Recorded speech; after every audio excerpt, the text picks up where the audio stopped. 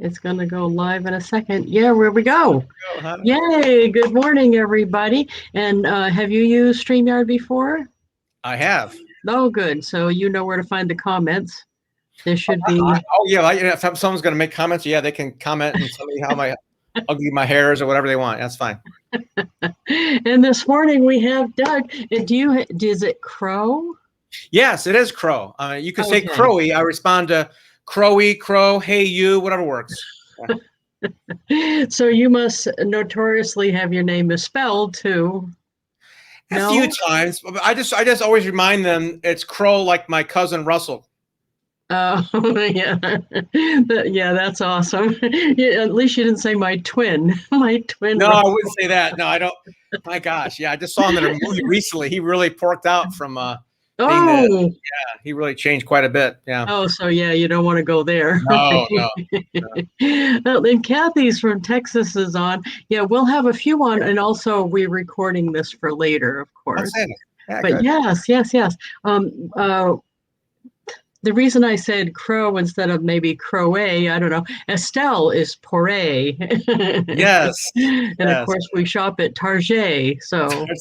I didn't know it was Crowe, like fancy. Because I know you're Lisa, the more think about it, I might change that, especially when I go international. Yeah, my name is Douglas Crowe. Yeah, that sounds nice. Douglas, Crowe. That's perfect. Oh, yes, indeed. We have, let's see, somebody else on from Westmoreland. And if you didn't approve StreamYard letting us see your name, I don't see your name. So in Westmoreland, I don't see your name. Kimberly Sanders is on from Virginia. We usually have people on from all over, so that's awesome. Nice. Oh, great. Yay. So before we came on, you were asking me about Captain Platinum. I wanted to tell you it because it's one of those things that it ends up being some like an inside joke trademark thing of mine. I don't know. The resemblance is uncanny. I love it. It's good. Especially the cute little figure. Yeah, why not? So what happened is my main company, which shall remain nameless, we don't just say them, but where I earn the majority of my income from, one of my direct sales companies that I've been with a lot of years, they actually changed the name of the top of the pay plan, and they changed it to the word platinum. Okay. And so you had to re-earn it. And I had been the top of the pay plan for 25 years or whatever, but it was harder. They made a whole bunch of requirements to re-earn it, of course. Right. So when I made it, I had missed it like two week campaigns in a row. So when I made it, I practically wanted to stand on the house and beat my chest, right? Yeah. So what I did was I as an inside joke for the people that follow along, I put a bit strip, a Bitmoji with those things of my check amounts, because the company frowns upon you sharing your check amounts. And I understand that for FTC and all that stuff. It's a little, it's good and bad, and people say their income stuff on there. On the one hand, it's like, we keep money and sex private, right? But for some reason, that's what we all want. So we don't talk about it. So I don't get it. Yeah. When I was, not that I'm not now, but when I was climbing the mountain for the first time, I'm always climbing the mountain, right? But when I was climbing the mountain the first time and living in the trailer park driving the Yugo, I would have given my eye teeth to find out how much money we were talking about.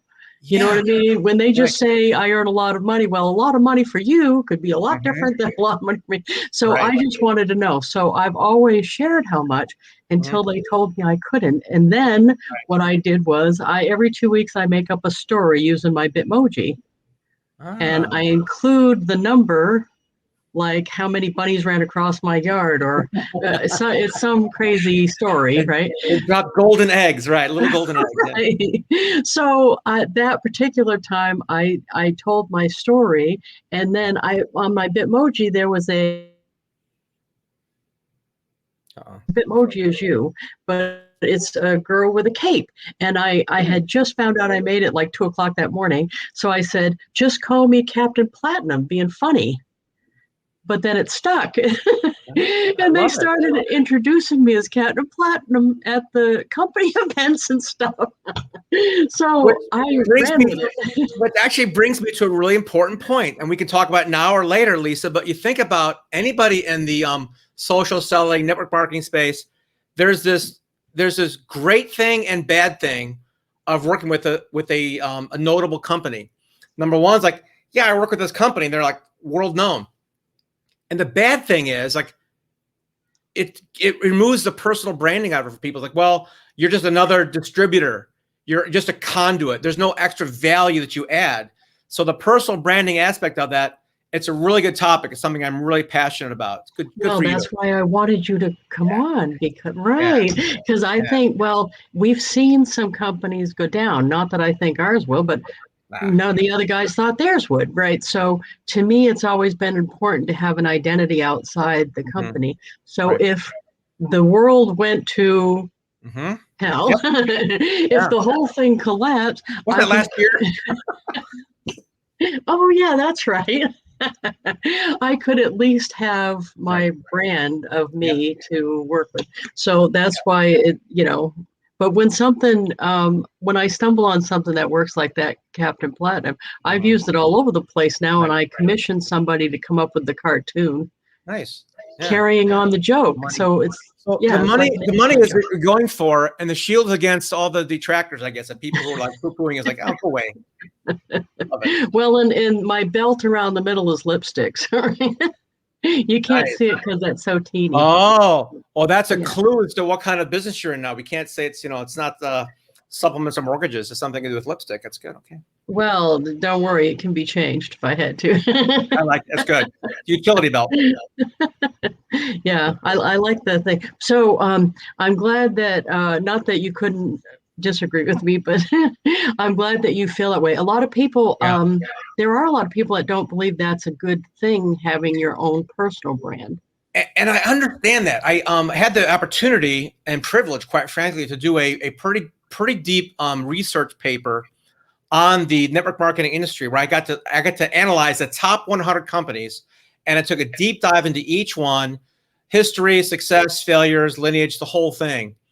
And and I was involved with a couple myself back in the day, and I remember saying, hey, you can it's all about duplication, and when you get started, you have nothing, so you got to rest on the laurels of the company and your sponsorship and whatnot, which is fine. But the best thing about it is also the worst thing about it, right? It's like, hey, I've got this behemoth that's supporting me, but it removes any value add that you could possibly give. So how do you can't go, if you go too far in the personal branding space, you might lose out on the support you might get. But at a certain level, at your level or any level above the first, whatever it is, money or people, it shouldn't matter, because you want to focus on the community. That's the real value. It has nothing to do with XYZ company, or how much money you make, or the latest gizmo. Who cares? If you've got people that know, like, and trust you, from our friend Bob, it doesn't matter. You could drop in anything into that community and do quite well, because they know and trust you. And I still think it's important for each individual representative, even if they're with a well-known company, to be known for something. And matter of fact, for both angles of it, like I showed you a picture of my van that has a wrap on it. I'm known for that among my customers too, and among my team, because what I teach usually is marketing, or how to get more people to know what you do. So to me, that's important, to find something that you're good at. Oh, look who's on! Janet Leonard's from Ireland. So we got somebody from Ireland watching. Hey.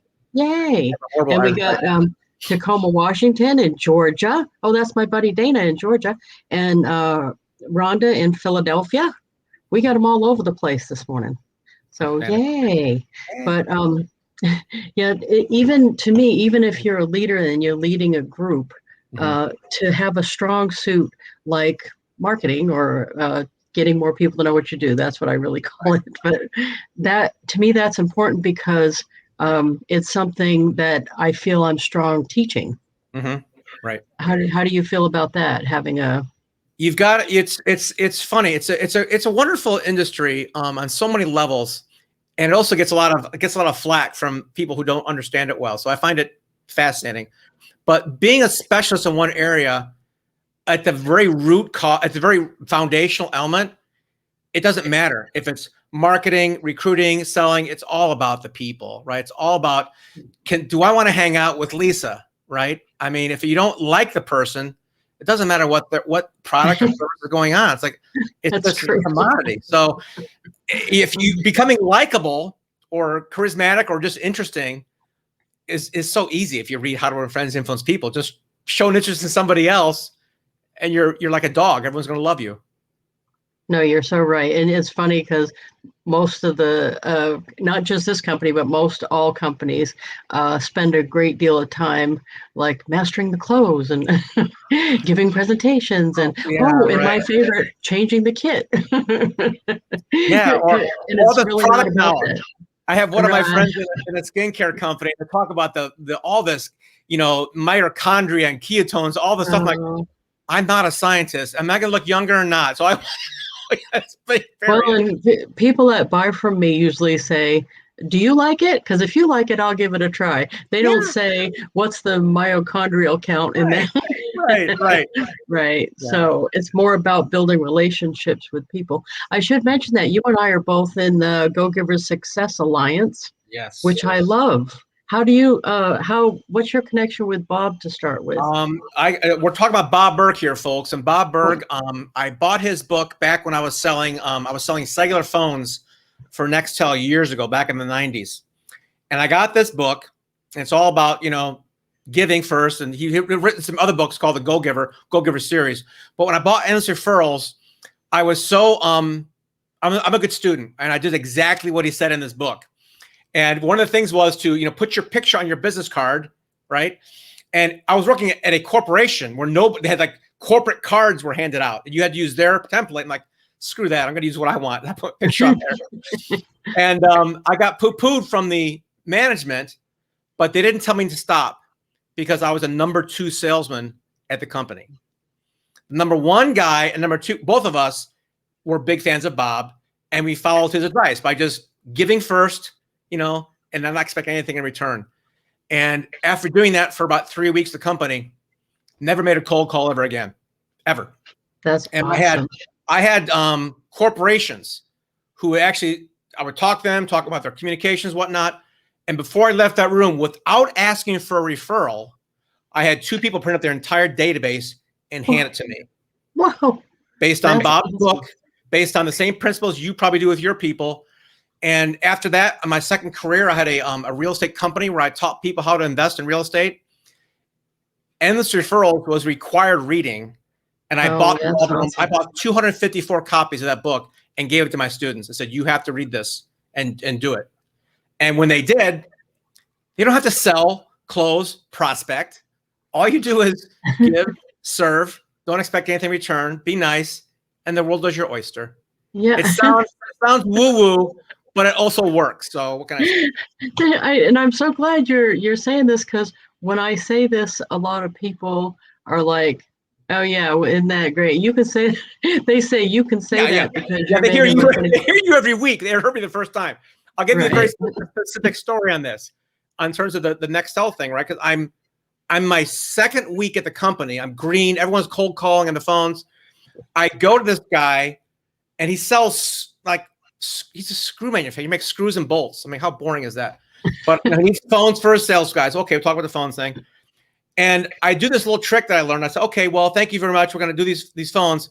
Hey, by the way, are you ever looking for a plumber? I got somebody for you. I opened up my briefcase, and I had like 10 stacks of business cards, other people's cards, and I had about 20 cards to each person, all wrapped in a rubber band. And I said, if you're looking for a plumber, you can always call my buddy Joe. If you're looking for a financial advisor, oh, Steve is your guy. Here's his card. He sees me handing out other people's cards during the sale. Now, why would I give out other people's as referrals to this guy? Hello? That's perfect. He's like, wow. He's thinking 2 things. Number 1, this guy is selling his other customers to other people. I said, oh, can I have some of your cards too? Yeah. And so he gives me his cards. He says, wait a minute. He gives me 20 cards like I asked him to. Then he goes back and prints up a database of 500 of his customers that he's been doing businesses for 30 years. I'm in the business 3 weeks. He's in the business 30 years. I get his database and he says these words, Doug, call any of these people and tell them that I referred you. Nice. Now, if you're in any kind of business, you're selling something, right? I mean, I never asked him for referral. I just gave.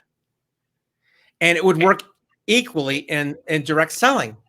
Don't worry about trying to push product, services, or recruit, or none of that stuff. Just help them out with what they need and help them. Hey, I got the other referrals for you. Take a look at this stuff. Well, that's great. Never asked for referrals, but I got more referrals than anybody by not asking. And that is so perfect.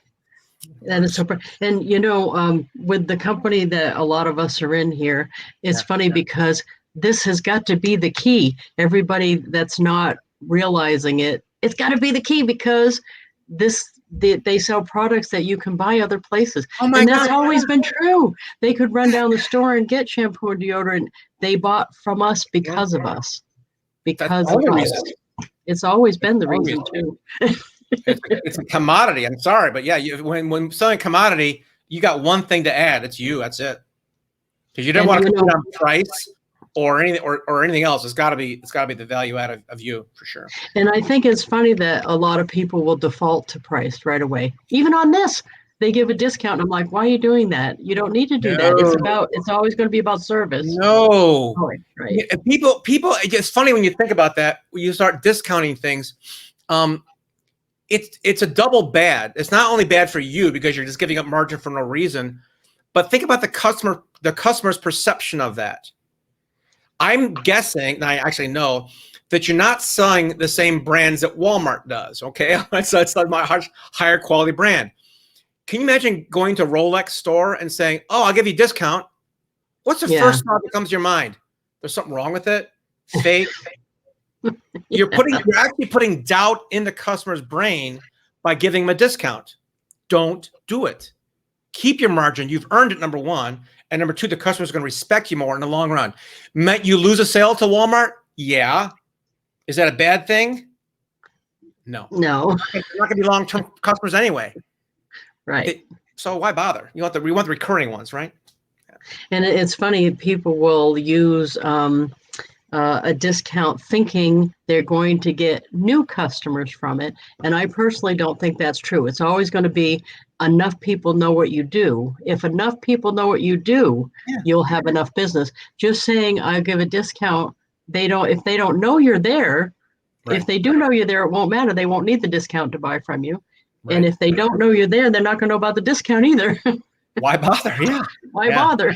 Yeah. Right. I think that's funny. Yeah. Now, I want to talk a little bit more about you. Oh, me? Oh, okay. Sure. You are wicked interesting, by the way. Oh, I'm from New England. We say wicked instead of very. So just a heads up. It sounds English. Okay. Yeah. New England. Old England. Got it. Yeah. Oh, well, yeah. I'm in New Hampshire. I don't know if you knew that part, right? A little teeny town with 3 other people.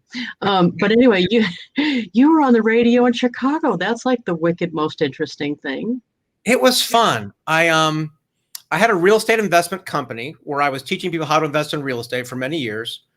And I actually had a call center, right? We were doing outbound calls to people who bought, people who had inquired about investing in real estate. And we're spending a lot of money on the call center. It was not fun to cold call people and say, hey, or not cold call, but yeah, you clicked online about learning about real estate investing and let me tell you about it. And, again, it was like, 1 or 2 call close for, $5 or $6 grand. And after about a couple of years of this, like, this is just not fun.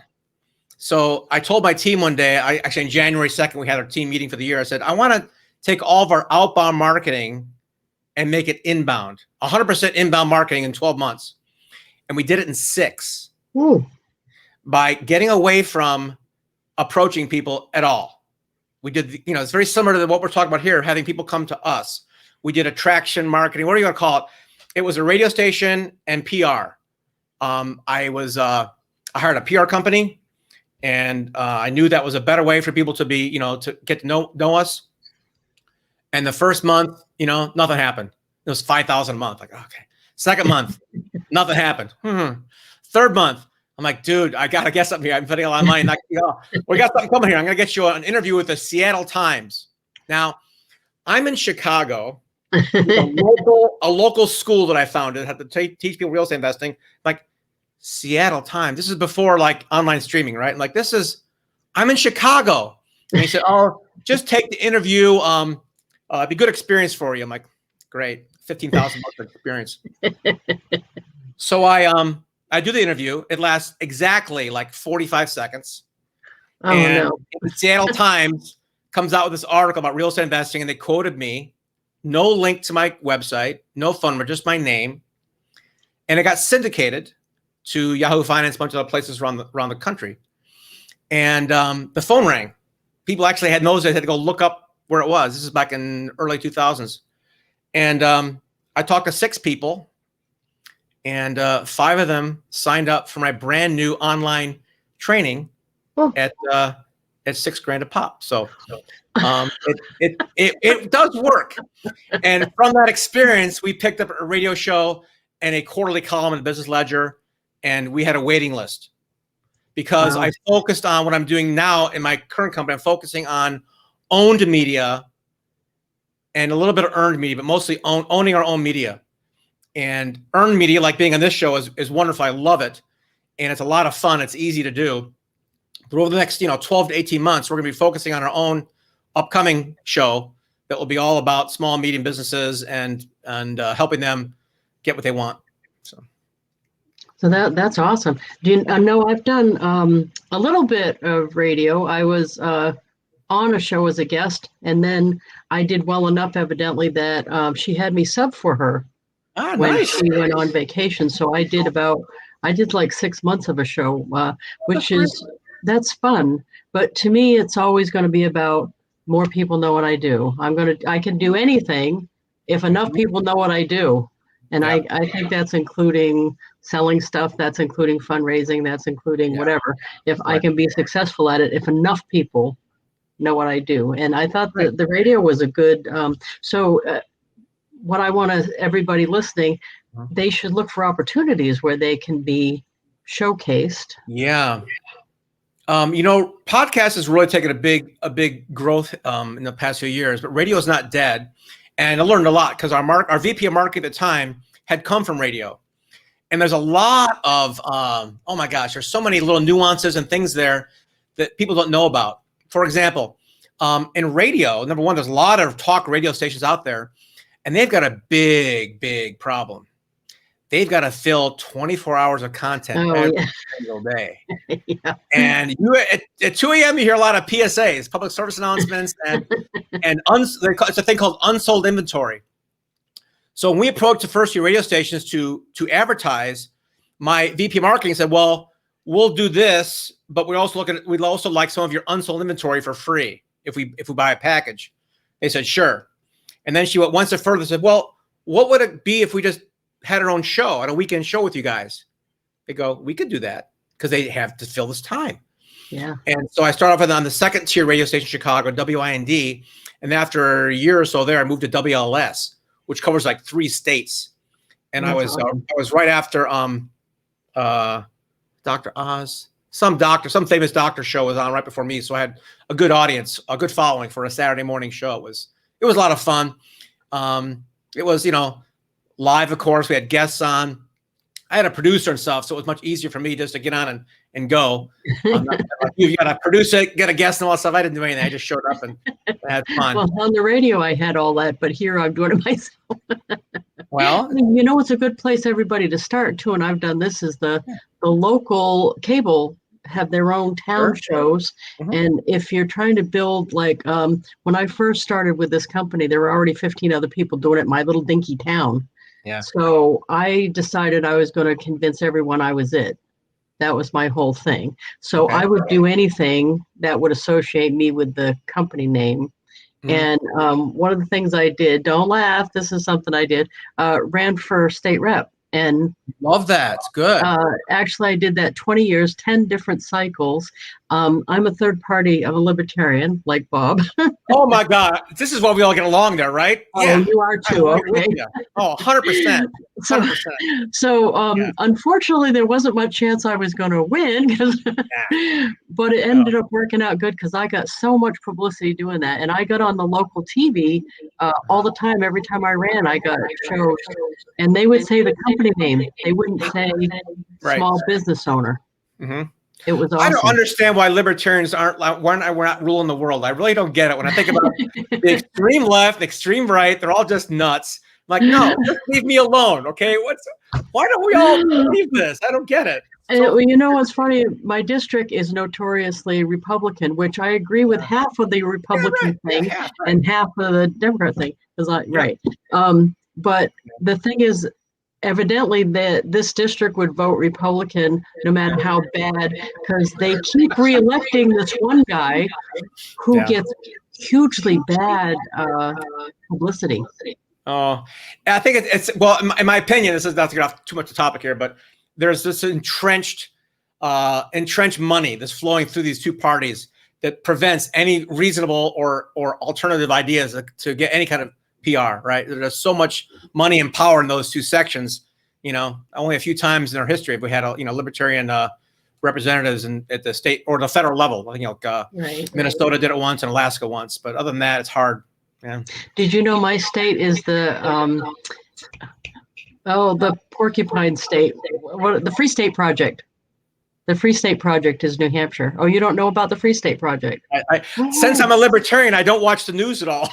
It's like, you're always great. No, this is a libertarian thing. And other people might find this interesting, actually. I'm not sure. But the libertarians kind of got together and some other people that are liberty-minded and decided their mantra is liberty in our lifetime. So they chose, once they had so many people sign this petition, once that hit so many people, it was supposed to trigger the people signed it saying they would agree to move here. And then if they had more liberty-minded people here, they chose New Hampshire because our license plates say live free or die. So it was supposed to be their reinforcements to all the liberty people that are here. Of course, a whole bunch have moved here, but that's not how they've been perceived by a lot of people. It's funny. Because so they get slammed, and I'm like, you guys, they're not taking over, they're backing us up. They're supposed to be reinforcements. They act like they're taking us over, but I'm actually like, I moved here before that happened. I was already here, but I'm what do they call me, a honorary porcupine? What's the state tax rate there? What's the state's what? Tax rate there, income tax rate. There's no income tax here. Oh, I thought just Florida, Texas. Okay, good. Okay, so that's my third choice. There's no sales tax, no income tax. We have business profits tax, but the main tax they have is property tax. And also the government has the monopoly, the state government has a monopoly on liquor. Not beer, but hard liquor. Okay. And cigarettes, I think, too. Yeah, that's okay with that. Syntax. Okay. So, but it's not bad. It's the income tax thing makes a huge difference. Of course, I love that. I would find hard not to move somewhere where they had personal income tax. I lived in Illinois for a number of years. Not fun. Oh, that feels like punishment. That face, ooh. Well, it's punishment. Isn't it punishment for doing good? It feels like. Yeah, and I make it worse. I was in California for a year too. Oh. Yeah. There must really be high, right? Everything. Oh yeah, it's egregious, and the culture is much different. I love my friends in California, of course, but the political financial climate is just. I helped one friend set up a business once, and she was going to do basically organic food packaging for juicing machines. Like people were going juicing, and how do you know what to get? She had it all packaged up, so we have a package for juicing. So cute idea, and she went to the state to get her license and stuff. She spent like $2,000 to $3,000 just to start her business. Oh, with fees and registration and credit card, all these different things that had nothing to do with actually selling her product, right? It wasn't even about the food. It was the fact that it was just licensing and fees to get started. it was really weird because, you know, normally it's like, okay, go register your business for a few $100 and you're good to go. So I don't know. Yeah, that's Yeah. limiting. Yeah. You know what's hard too is I have a matter of fact, the kid's birthday's today. I have a 16-year-old. Oh, Yeah, I nice. know that. That's shocking. I realize that. Yeah, I got a late go. What can I tell you? But the school kind of makes them liberal. I don't know. They don't teach him the other side of the thing. So I'm always having this conversation where he's like he says he wants to move to Canada because medical's free. I'm like, no, somebody's paying for that. Nothing is ever free. Somebody is paying for that. So how do you expect those workers to get paid if no one's paying? And so I have to keep having this conversation because he thinks that there's places where you get stuff free. Yeah. It's important for parents to know and understand what's being taught in our schools. Both my daughters are teachers, so I listen very hard to what they're saying and what they're teaching. And while I will defend their values to the death, their right to speak, of course. When they were little kids, they came home and talk about global warming, and my teacher said that the northern ice caps are going to melt and flood us all. I'm like, the northern is going to. So, okay, kids, let's do a little science experiment here. Take a glass of water, put an ice cube in it, make sure the water's at the very top. Okay, and make sure the ice cube's in there with water, and leave it out. And tell me tomorrow morning what's going to happen. Oh, it's going to like overflood, just like our country. Okay. And the next morning, the glass is filled with water, no ice cube, but it's still level. There's nothing spilled. I said, what did you learn today? I don't know, because it's called displacement. The ice is already in the water, displacing the volume. And when it melts, the level stays the same. Yeah, but my teacher says, like, your teacher may or may not be right, but they're definitely wrong about the North Pole. It's already in the water. Now, South Pole is on land. If the ice sheet drops off, you can see, a quarter-inch rise. But I actually happen to have been in Antarctica and was talking to the naturalists there, and they're talking about the ocean levels. And they said just, what it was, a few 100,000 years ago, the ocean levels were 186 feet below what they are now. Oh. Yeah. So think about this. More like going up and down, not in normal I'm not cycles, debating. right? I'm not debating climate change, right? Climate does change. Yeah. It's already risen 186 feet in the past few 100,000 years. So yeah, it might raise another meter or two. I don't know, but it's just anyway. I don't want to get out too political and stuff. We can go back to this. Well, going back to work though. At school, they also don't. They don't really promote entrepreneurship as an option. At least down here, it doesn't seem that way. For a while, I was giving a scholarship for someone that was going to start a business rather than go to college. No takers. That's embedded in history. We created schools to create workers for our factory. Yeah. But I don't necessarily want to raise a worker. I want to raise an entrepreneur, really, that can, yeah. Here's another story for you. So I'm going to high school in Ohio back in the 70s. And one day this organization comes in to talk to the whole school, 350 kids just in our class, talking about entrepreneurship and business and a thing called junior achievement, which you may or may not know about. And I'm like, that sounds cool. I could actually start a little company up and do this thing. Out of 354 kids in my school, in my class, I'm the only one that signs up for this thing. And I go to the thing. We start a company. We build a product. We sell stocks. We manufacture. We sell. We actually liquidate the company. We go through all the processes of starting, running, and even closing a company down. I learned a ton at 16 years old about business. And to make it worse, I go to Northwestern for my graduate degree, study film, TV, radio. And during the summer, I'm like, hey, I want to spend summer here and get some extra credits. Can I take a business class?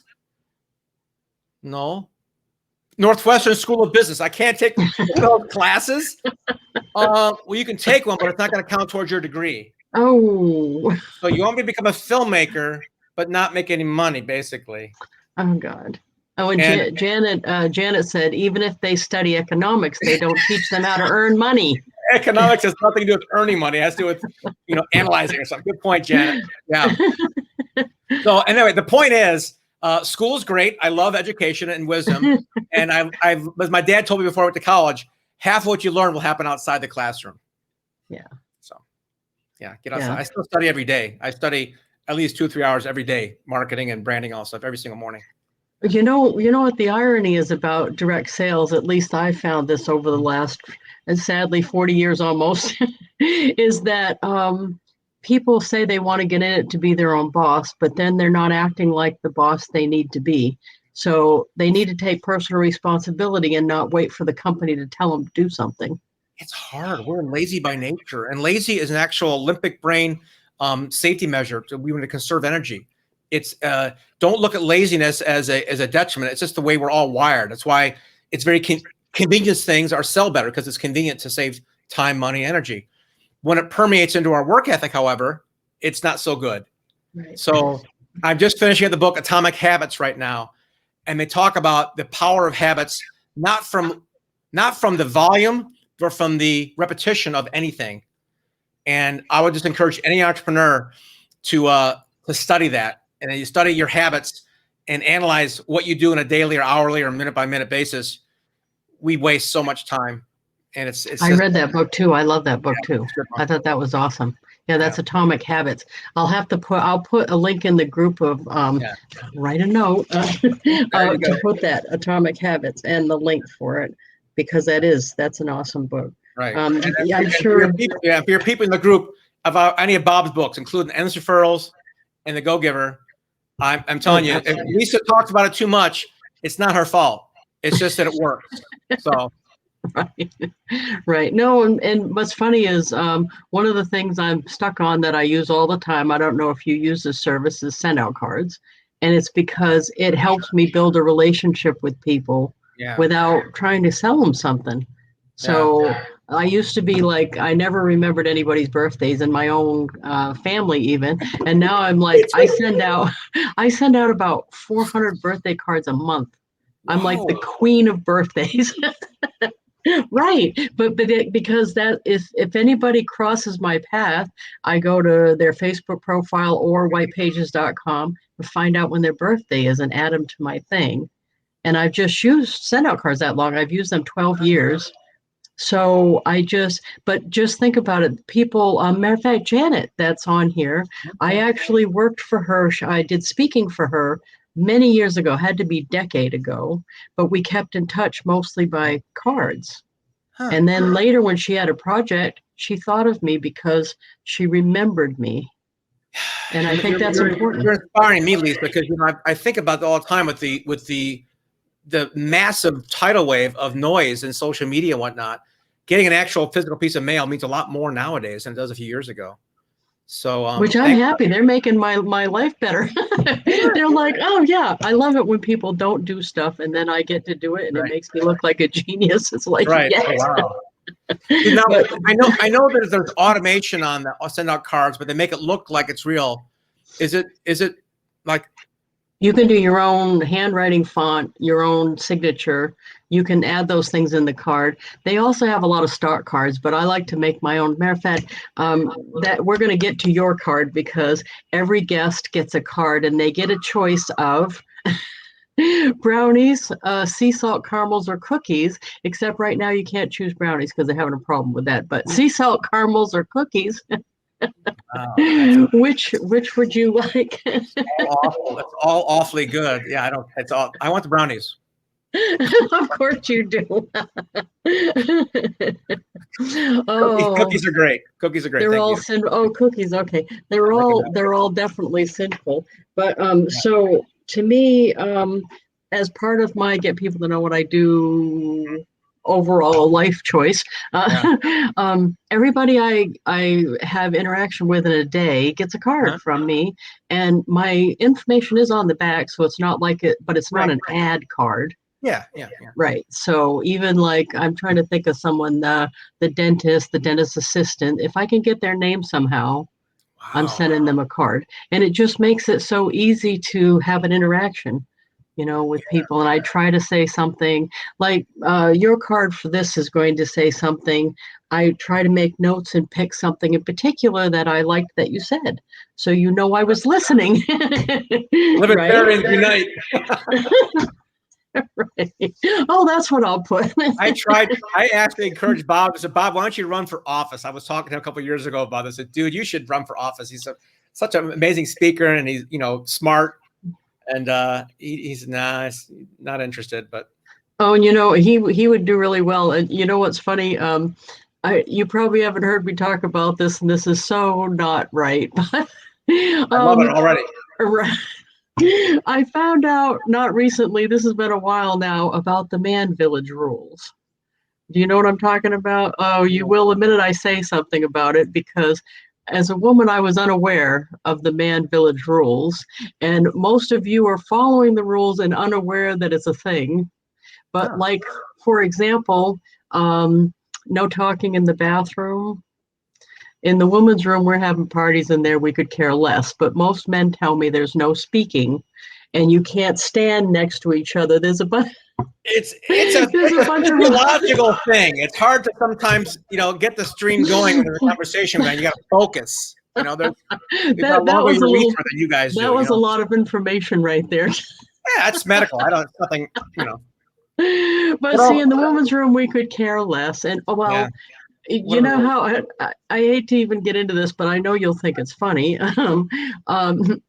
How I found out about the rules is, do you remember many years ago, there was a senator who got arrested in the Minneapolis airport bathroom? Yeah. Yes. Some other guy, you wanted to hear a little, yeah. He was an old man, and he actually didn't say anything. He tapped his shoe. Right. Trust me, if you tap your shoe in the women's room, we could care less. There's not going to be any sting operation. Matter of fact, we don't even care if a little old lady waves around a fiver and asks for it. We're not going to have, she's not going to lose her career. Yeah. We're not going to have any sting operations. We'd probably giggle and leave. So I didn't realize that you guys, like, the men's room thing was such a strict thing, because we could care less over there in the women's room. Yeah, okay. And then I started asking questions and found out all the other rules. Give me one more rule. I'm curious about these. No two men on a motorcycle. Oh, for sure. Come on, that's just not right. But see, I didn't understand that. How I found out that physiology if you really want to know, but come on. But you're both wearing pants. It's not like doesn't matter. Come on. Women like riding horses for the same reason. But see, you're following the man village rules without realizing it. Right. Oh no, I realize that one. That's a stone cold. That's not even a guideline. That is an actual rule. Okay, I need one more. This is really good. But see, I'm dying over the motorcycle thing, because I didn't know. Every time I find out a new one, I'm like, oh yeah, here we go. The motorcycle thing. So I had this big event at my house where I had all these people, and it was a Harley guy that rode around the country raising money for ALS. Nice. Well, one of my other friends is a blind guy, right? So he's standing there looking at the Harley. And I noticed earlier in the day, the Harley guy was giving rides. And I thought, and the blind guy says, I would love it if I could have a ride on that. I said, you're in luck. He's giving rides. And the two of them look at me and go, no. I'd make an exception for a blind guy. But I said that. I said, can't the blind guy get like an exception thing? And they both didn't look at each other. They both simultaneously looked at me and went, no. Here's the only rule you have to, the only caveat to that, okay? If there's something to grab behind, a handle behind, you're okay. But if you got to hug that guy's waist, blind, disabled, cancer, doesn't matter. You cannot hug the guy. It's got to be another handle. But two girls could hug each other. Well, that's so nice. And you smirk no less. Yeah. Okay, so now we're getting to why I brought this up. Okay, so good. Now Bob is 6 foot something. I don't know. Oh. I don't know how tall you happen to be. I'm 5'10".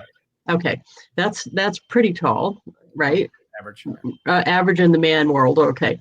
Now, am I wrong? You're going to laugh, but am I wrong? If there was an emergency and all the men got together, they're looking at the tall guy like he's the leader. anthropological again. It just goes back to, leadership and cavemen, and the strongest guy, is the leader. It's just. But is it, they assume. Unless you're Mussolini or Hitler, they were shorter. Yeah, it doesn't matter. Yeah. They assume the tall guy is the smart guy somehow. Well, not smart. He can just kick your ass. So it's just a different thing. It's like, well, so that's enough. Yeah, put him in charge. He could at least kick everybody's ass. Yeah, pretty much. Yeah. So that's So he would have a better chance of getting elected because he's tall. Well, yes. There's not only white privilege. There's tall person privilege, smart person privilege, pretty person privilege. There's a lot of privileges there. And there's a lot of information, data on this from social scientists about height. And there's this thing about height that's like, wow, they revere a tall person. I think it's anthropological in terms of he's better at, stabbing the mastodon than the short guy. I can't imagine any other reason that a tall person has privilege over a shorter one. But no, I've just been in places, and it was matter of fact. Believe it or not, like in 9/11, I was at a hotel ready to give a class in South Carolina. Oh yeah, that's where you are, right? I was in Charleston, and all the men were together in the lobby watching the live news. Right. And of course, the tall one was put in charge of whatever we were talking about. It's like, oh, I don't know. That's just so funny to me. And assumed leadership. Good. Yeah. Sorry, we got off on a tangent on a weird subject, but this is why I wear heels and puff my hair so I can gain a few inches. Good for you, Janet. You know who else is doing that? The blind guy's wife, by the way, is my good friend Molly, and she does the higher the hair, closer to God thing. Yep. In the South. I don't know if that works with women, tall versus short women, because I think tall and short women are both attractive, and I don't know if how that works in a woman's world. I don't think we have. Well, that's that's almost the only kind of rule that there is I don't know many women that date shorter than them men. Yeah. Other than that, I don't know a lot of rules though. We don't have lots of rules like you guys. It takes a very confident man to go out with a taller woman. I did it one time with a tall redhead. It was like, whoa, that was interesting because she was an inch or two higher than me. But my confidence was so high, I didn't really care. Like, whatever, I don't care. She's with me. Oh, yes, okay. Sorry we got off on that a little bit, but that is fun. Yeah, I had no idea. The company I'm with, of course, has probably a big majority of women. Sure. So I'm used to doing business with women more than men, I guess. Right. So some of these things I end up talking about it, this whole man village concept. Matter of fact, I threatened to write a book about it and didn't do it. Right. Oh, come on, that's what I do. I help people get their books done. Come on. There you go. You're the man. I should be talking to you about this. No, what ends up being is when I'm at events and stuff, I end up talking to poor husbands that got dragged there that didn't really want to be there. And I don't know what else to talk about. So I talk about the man village rules. And it's so funny because lots of times what I start out with is I just say, hey, you know what? I was wondering, is there any talking in the men's room? And a good 80% of them go like this. Oh no, there's no talking in the men's room. They act like I asked them if there's killing in the men's room. This is a really good topic. Hold on, let's think about this. A lot of men who they claim to be alphas, right, have a hard time with a woman who is successful or sometimes smarter than them. I call them false alphas. A true alpha always wants to be around another alpha woman because they can both like dance. But most of them are false alphas. They go, oh, I want a woman who's like shorter, not as smart, not as rich, not as ambitious as me. Just support me. But I'm guessing that in your tribe, in your community, the women are all like, no, I'm making money. I'm doing this business. And the men are feeling like maybe a little emasculated because like they're the baggage. Or like one friend said, I'm an ambassador's wife. I'm talking to a guy, right? His wife's the ambassador. He says, I'm the ambassador's wife. I'm like, okay, I get it. So that would be a really good book or a breakout room thing you could do there is to help these guys, feel okay. Not only supporting their spouse or partner, but actually encouraging them and retaining their alphaness as they are the beta in a community like that, I'm guessing. But yeah. I don't think that men realize that, like me, for example, I had to release the last one back into the wild because I think it was what you're saying. Oh my God. But he would, matter of fact, I'm only telling you this because you'll think it's funny. Right. This really happened, but it's such a sad thing that I don't usually tell people. But so when we were getting ready to absolutely be done, he went to the therapist. I wouldn't go. He came home and he said, and I'm earning six figures for years by this point. Yeah, right. He said, the therapist asked me what you were good at, and the only thing I could come up with was folding sheets. Well, you must be a heck of a folder. Wow, that's amazing. He put no value on my money earning ability. He only had a value on households, domestic. Those must be some sheets, man. I really like that. Those are amazing sheets. That just reaffirmed that I was with the wrong person to me, because I thought, well, this isn't. He never really. He thought that I was going to be someone I wasn't. And I take personal responsibility for not making it crystal clear. But isn't that kind of what you were talking about? The false alpha. But I love that expression, release back into the wild. Can I borrow that? Absolutely. Yeah, that's a good one. It's so non-judgmental. You know, people say like, X is like, first X. I'm like, oh, so I use former or first wife versus X, like X.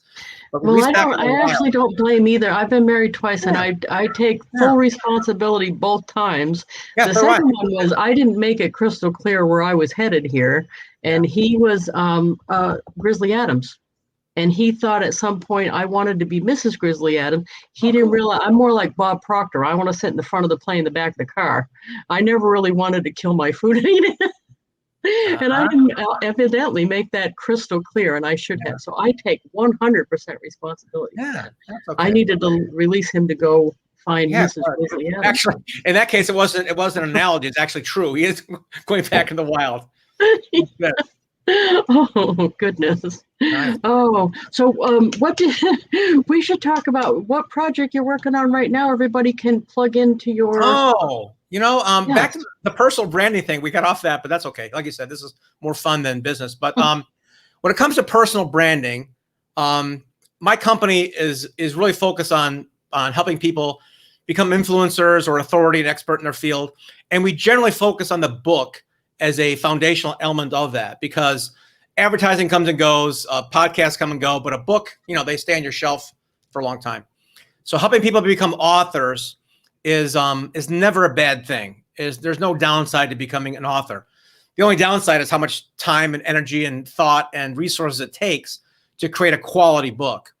So our company has a very unique process of reverse engineering a bestseller, where we help somebody actually analyze who they are, where they want to go, what they can say, and actually test it, do some focus groups and research to make sure the book will actually work first before they go down that road of either writing it themselves, hiring a ghostwriter, having us help them, whatever that is. Let's get the research done first. So, and a lot of people, give away things on, interviews, podcasts. Here's a cheat sheet. Here's a blueprint.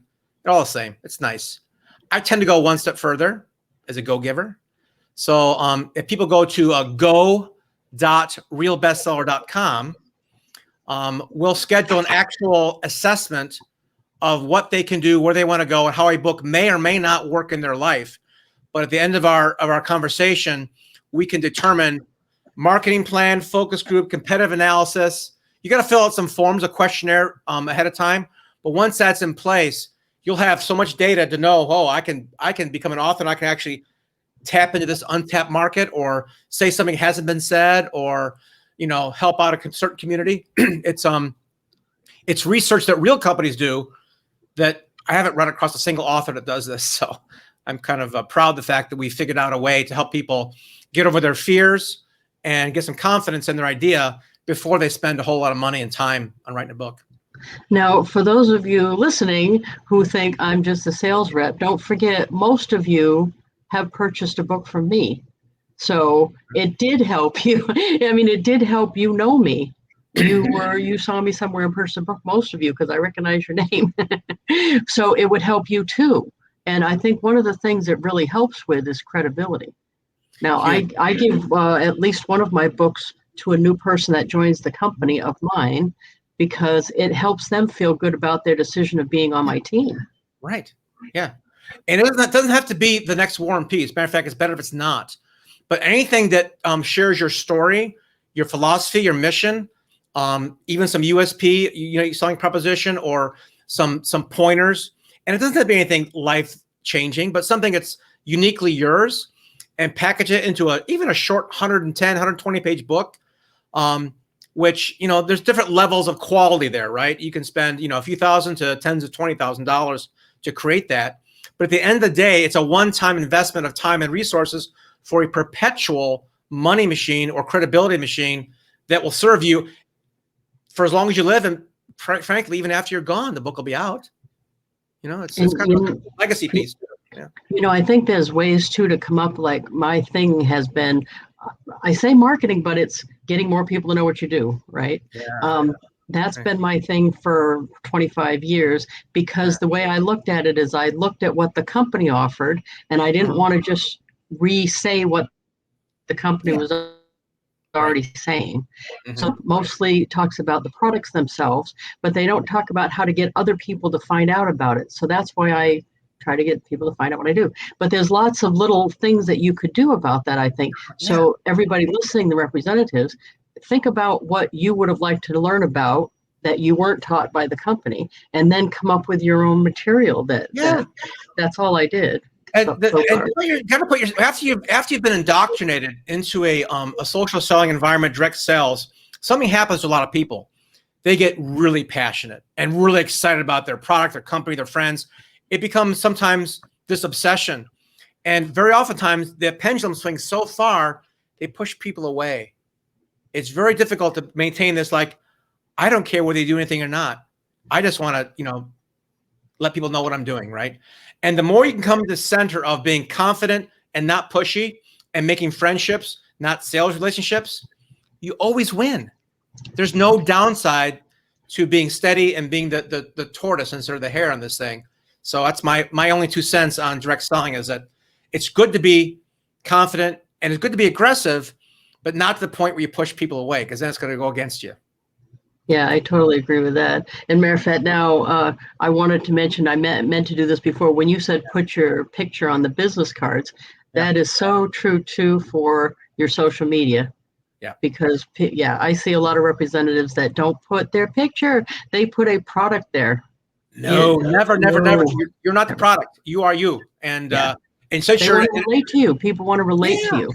And you're in a commodity business, no matter what it is. You can get it elsewhere. I get no distributor, for gosh sakes. You gotta make yourself unique. Yeah. Yeah. Sure. Anyway, we're up. I know. Thank you so much, because I know how valuable your time is. I'm going to put and I didn't even mention, we had so much we could have talked about. Okay. You're a magician, father of 3, photographer, private pilot, scuba diver. Wow. Been to 43 countries and all 7 continents. Wow. Yeah, a lot of crazy stories in the airplane and stuff. It's a lot of fun, but we could chat again sometime. If anybody wants to hear me again, we can talk some more. But yes, well, and hopefully some people will wander over to the Go Giver Success Alliance, because that has been my favorite hour of the week. That's right. You can meet Lisa and I there every Wednesday. So yes, love to have you. If you'll stay on just a moment, I will end the live stream. Okay. Thank you, everybody, for coming. I really appreciate that. And I want to get your address for your cookies. Okay. Thank you very much. Thank you, everybody. You bet.